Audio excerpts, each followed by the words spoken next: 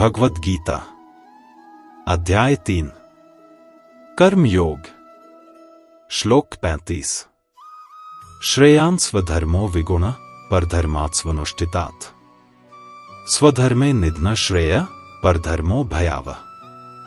अपने दोष युक्त स्वधर्म का पालन करना दूसरे के अच्छे से निभाए गए धर्म से भी श्रेष्ठ है। स्वधर्म में मर जाना भी कल्याणकारी है, क्योंकि दूसरों का धर्म भय उत्पन्न करने वाला होता है। यह गीता का एक अत्यंत प्रसिद्ध और गहरा श्लोक है।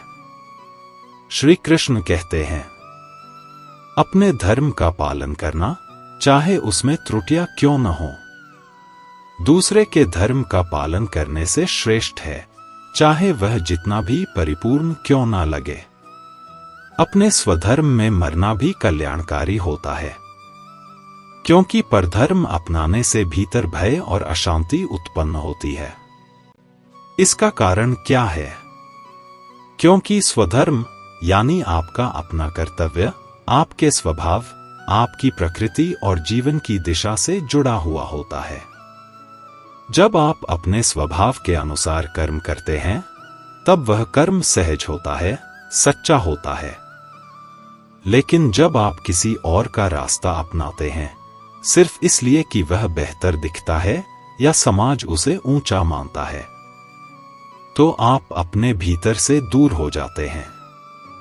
एक मछली अगर यह सोचकर पेड़ पर चढ़ने लगे कि सभी बंदर ऐसा कर रहे हैं, तो वह सिर्फ असफल ही नहीं होगी, बल्कि वह अपना असली गुण भी खो देगी।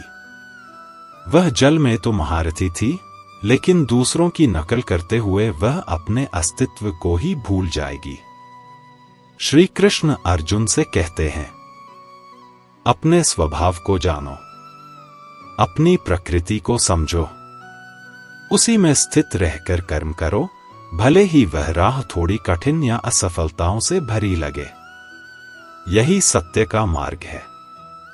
अगर तुम अपने रास्ते पर चलते हुए गिरो या मरो भी, तो वह मृत्यु भी सम्मानजनक है। लेकिन किसी और का मार्ग चुनना, चाहे वह कितना भी आसान या प्रशंसित क्यों न हो, अंततः तुम्हें भ्रम और भय की ओर ले जाएगा। तो जीवन में सच्ची शांति तब मिलती है जब हम अपने स्वभाव के अनुसार कर्म करें, न कि दूसरों की छाया बनकर।